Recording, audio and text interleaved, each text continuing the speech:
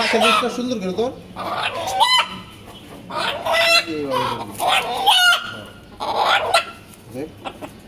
সবাইকে আসসালামু আলাইকুম, কেমন আছেন সবাই? আজকে একটু বাজারে গেছিলাম, তিনটা মুরগি খুব পছন্দ হলো, দেশি মুরগি। মার জন্য নিয়ে আসলাম, আমার আম্মার জন্য।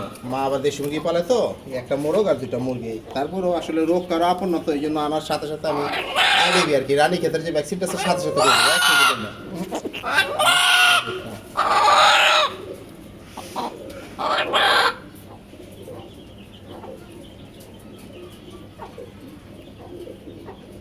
একটা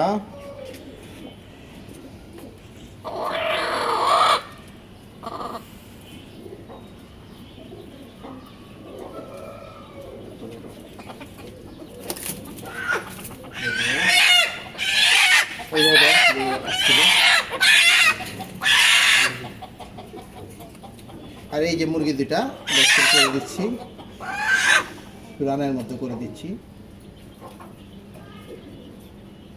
একটা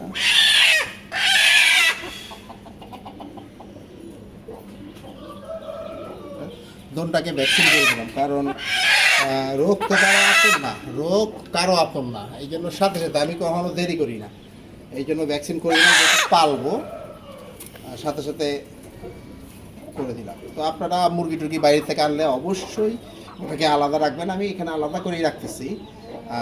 আর ভ্যাকসিন করে দিবেন। মাশাআল্লাহ, মুরগি তিনটাই যে দেখেন অনেক সুন্দর। দেখাইলাম তিনটা মুরগি এনেছি, দুইটা মুরগি একটা মোরগ। সবাই ভালো থাকবেন, দোয়া করবেন, লাইক করবেন, শেয়ার করবেন। আসসালামু আলাইকুম।